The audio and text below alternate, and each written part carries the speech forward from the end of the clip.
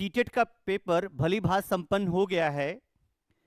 अगर हम पेपर की बात करें कि पेपर का स्टैंडर्ड कैसा था, तो निसंदेह अगर सबसे आसान देखा जाए तो मेरे ख्याल से गणित ही आई थी। बाकी जूनियर का सामान्य ज्ञान जीएस बहुत ही टफ था, जिसके क्वेश्चन आयोग जैसी परीक्षाओं में भी नहीं आते हैं। उन प्रश्नों को कल के सीटेट जूनियर की परीक्षाओं में सामान्य ज्ञान के सेक्शन में दिया गया था। मैथ का बेसिक में प्राइमरी लेवल 1 to 5 में जो सबसे टफ क्वेश्चन था वो स्क्रीन पे है, जिसको वही सॉल्व कर सकता है जिसका कॉन्सेप्ट क्लियर है। क्या क्वेश्चन है? निम्नलिखित कथनों में से कौन सा कथन सही नहीं है? दो न्यून कोणों को एक साथ रखकर एक प्रत्यावर्ती कोण बनाया जा सकता है। दो न्यून कोणों को एक साथ रखकर एक अधिक कोण बनाया जा सकता है। एक न्यून कोण और एक अधिक कोण को एक साथ रखकर ऋज कोण बनाया जा सकता है। एक प्रतिवर्ती कोण 100 अंश से बड़ा परंतु 360 अंश से छोटा होता है। तो पहले तो इनकी इंग्लिश पता होनी चाहिए, क्योंकि न्यून और प्रतिवर्ती लोगों को कंफ्यूज करते हैं। तो इसमें सही ऑप्शन आपको भी निकल के बाहर आ जाएगा अगर कॉन्सेप्ट क्लियर है। ये बात हमने कही थी कि थ्योरिकल से एक दो क्वेश्चन अक्सर एग्जाम में बनते हैं। पहला ऑप्शन चेक करते हैं। दो न्यून कोणों को एक साथ रखकर प्रतिवर्ती कोण मतलब रिफ्लेक्स एंगल, और रिफ्लेक्स एंगल की वैल्यू जो होती है वो आपको हमेशा 160 अंश से ज्यादा, 160 अंश से ज्यादा और 360 से क्या होगा? कम होगा। तो कह रहा दो न्यून कोणों को एक साथ रखकर, भैया न्यून कोण क्या होते हैं? जो 90 से नीचे होते हैं, दैट इज एक्यूट एंगल। अगर 90 से नीचे आप कोई एंगल उठा लो, हमने कहा 81 ले लिया, 71 ले लिया, इन दोनों को जोड़ेंगे तो ये जोड़ हो जाएगा 150। तो किसी माने में यह प्रतिवर्ती कोण की वैल्यू तक पहुंच ही नहीं पाएगा, क्योंकि प्रतिवर्ती कोण के लिए 180 से ऊपर की वैल्यू होना जरूरी है। तो ये ऑप्शन तो गया भैया काम से। दो न्यून कोणों को एक साथ रखकर अधिक कोण बनाया जा सकता है। अगर आपको कॉन्सेप्ट क्लियर है कि ये हमारा सही हो गया, तो बाकी तीन पे क्यों जा रहे हो आप? क्यों समय बर्बाद कर रहे हो? क्लियर? अगर आप कॉन्फिडेंट हैं, भाई माना कि कल कहने को तो क्वेश्चन कम थे, लेकिन हर क्वेश्चन के ऑप्शन इतने बड़े बड़े, इतना लेंदी पेपर था, जैसे एग्जाम कराने वालों ने एक बड़ी सी किताब छाप दी हो। कल पेपर नहीं था, पूरी किताब का टेस्ट था। अगर आप बुकलेट देख लेंगे तो मानसिक रूप से ग्रसित भी हो सकते हैं, कितना बड़ा पेपर आता भैया। तो निसंदेह सीटेट का पेपर नहीं था, पूरी किताब का पेपर था, पूरी किताब छाप के दे दी गई थी। तो बाकी ऑप्शन हम पढ़े चाहे ना पढ़े, लेकिन मुझे भी समझाना, बेसिक समझाना है, फिर आगे काम में आपके आएगा। कहता दो न्यून कोणों को एक साथ रखकर अधिक कोण बनाया जा सकता है। तो भैया है तो साबित तो कर दिया मैंने। 80 और 70 कैसे थे? हमारे न्यून कोण थे, एक्यूट एंगल थे। उन दोनों को एक साथ मैंने रखा, वैल्यू हो गई 150, एंड 150 कैसा कोण है? अधिक कोण है, ऑब्ट्यूज एंगल है। क्लियर बच्चों? आगे आते हैं। कह रहा एक न्यून कोण और एक अधिक कोण एक साथ मिलकर रिज कोण बनाते हैं। अगर आपको रिज कोण का कॉन्सेप्ट नहीं क्लियर है तो आपके ये ऊपर से चला जाएगा। अब रिज कोण क्या होता है? रिज कोण को बोलते हैं सरल रेखा पर बना हुआ कोण, straight line angle in English. तो स्ट्रेट लाइन एंगल की वैल्यू कितनी होती है? 180 होती है। लैंग्वेज पढ़िएगा भैया। एक न्यून कोण एक अधिक कोण साथ में लाओ, तो अगर एक न्यून कोण और एक कोण, न्यून कोण भैया कितना ले लिया? कोई 30 डिग्री, अधिक कोण कितना ले लिया? 150। ये कैसा कोण है? न्यून कोण है। ये कैसा कोण है? अधिक कोण है। दोनों को एक साथ ले आओ, कितना हो गया? 180। कहने का मतलब इन दोनों को मिला के एक स्ट्रेट लाइन एंगल बन सकता है। तो ये भी ऑप्शन क्या है? सही है। ये भी ऑप्शन क्या है? सही है। कह रहा एक प्रतिवर्ती कोण 100 अंश से बड़ा और 360 से क्या होता है? छोटा। तो यही तो कॉन्सेप्ट समझना था। ये भी क्या है?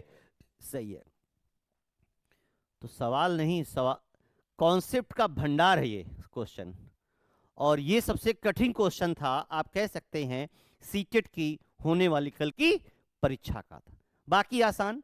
अक्सर हम बात करते हैं कि भैया टेबल आपको आनी चाहिए। टेबल क्यों आनी चाहिए? उसके पीछे देखिए क्वेश्चन, अगर आपकी टेबल नहीं तो स्पीड नहीं आएगी।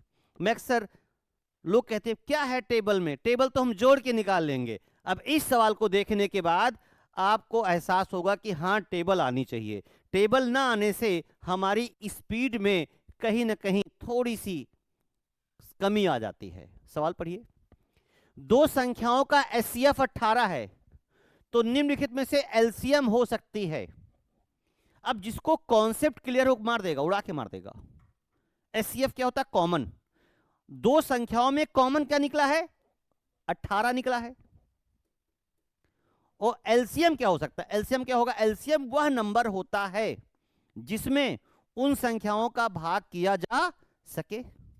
दो संख्या कोई नहीं होंगी, ए और बी, और ए बी से कॉमन क्या निकला? 18। अरे मान लो हमने संख्या 36 ले ली और 18, तो इसका एचसीएफ क्या आएगा? 18 ही तो आएगा। 18 से दोनों भाग हो रहा है, तो इस 18 से कौन सी संख्या करे, कौन सी संख्या इनका एलसीएम नहीं हो सकती है? एलसीएम क्या होती है? एलसीएम वो होगी जिससे इस कॉमन वाले से भाग किया जा सके, तभी तो होगा एलसीएम वही। भाई कॉमन है दोनों में, तो कॉमन तो वहां तक जाएगा ना एलसीएम। एलसीएम वही संख्या बनेगी जो एचसीएफ से जिसमें टेबल चली जाए। तो एचसीएफ 18, तो 18 से टेबल 18 चौक 72, 18 144, 18 सत्ते कितना होता है? 126। अगर 126 होता सही होता तो क्या होगा? ये गलत है। 108 भी होता सही है, ये भी सही, तो ये ऑप्शन कतई नहीं होगा। इसीलिए 18 तक की टेबल, 20 तक की टेबल भैया आपका याद करना पड़ी। वो आप लोगों से टेबल सुनो तो आप लोग सिर्फ 14 या 15 16 तक सिमट जाते हो। इस चीज का ध्यान रखें, टेबल की इंपॉर्टेंस है। अब पहाड़ा याद करना शुरू कर दी, नहीं स्पीड नहीं आएगी, बैठ के काटते पीटते रह जाओगे। अक्सर इंग्लिश मीडियम बोर्ड के बच्चे कहते हैं हम जोड़ जोड़ के निकाल लेते, फिर जोड़ जोड़ के निकालिएगा घर पे जाके। आइए नेक्स्ट सवाल देखते हैं। जैसा पहले हम सवालों की बात कर लें जो न्यूमेरिकल वैल्यूज हैं, बाकी थ्योरिकल सवाल तो इसमें लगे हुए हैं। एक सवाल इस सीरीज का दे दिया गया है। इस समय निपुण टेस्टिंग में ऐसी सीरीज के सवाल आ रहे, तो रीजनिंग लगा दी है। 325 है, 259 है, 204 है, 160, 127, 105। आसान है, आप इसको आसानी सॉल्व कर सकते हैं, कुछ नहीं करना है आपको। हल्का हल्का गैप निकालते हुए चले जाना है और पता चल जाएगा। देखिए ये गैप बच्चों कितना आया था? 66। ये गैप 55, ये 44, और फिर ये 33, और ये 22। तो लास्ट वाला गैप कितना बनेगा? 11। 105 से 11 घटा दीजिए, निकल आएगा कितना आएगा भाई? 94। क्या हो जाएगा? Option A. ये तो आसान था, थोड़ा रीजनिंग का था, कोई इतना टफ नहीं है। आगे आइए, थोड़ा और बढ़ते हैं। यस, बेहतरीन सवाल। जब भी मैं गणित में कुछ पढ़ाता हूं, गणित की ओपनिंग करता हूं आप लोगों के बीच में, मैं जहां भी जाता हूं अक्सर एक सवाल जरूर पूछता हूं, अभाज्य संख्या। और मैं कहता हूं गणित की स्टार्टिंग कहां से है? Number system. तो ये सवाल कहां से है? नंबर सिस्टम से है। मैंने बोला था ट्रेनिंग में, मैंने बोला आप लोगों को कि भैया अभाज्य संख्या का सवाल आएगा, आ गया। 1 से 25 तक की संख्याओं में, सॉरी 1 से 50 तक की संख्याओं में कितने अभाज्य युग्म है? अब जिसको अभाज्य ही नहीं क्लियर कभी नहीं कर पाएगा। अभाज्य संख्याएं मैंने आपको बड़े प्यार से समझाई थी, वे संख्याएं जो किसी और से नहीं कटती, स्वयं से कटती हैं, उनको बोलते हैं अभाज्य संख्या, प्राइम नंबर। तो भैया 1 से 50 तक की संख्याएं लिख डालिए, उत्तर निकल आएगा।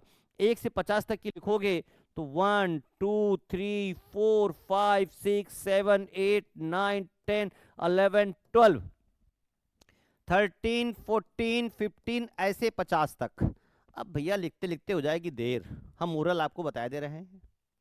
1 से 50 तक की अभाज्य लिखो ना, पूरी क्यों लिख रहे हैं? छाट लीजिए, हम सब नहीं लिखेंगे, अब मेन लिखेंगे जो युग बना रही हैं। तो 1 से लेके 50 तक की अभाज्य भी, तो अभाज्य एक पेयर ये बना हमारा, देखिए 2 और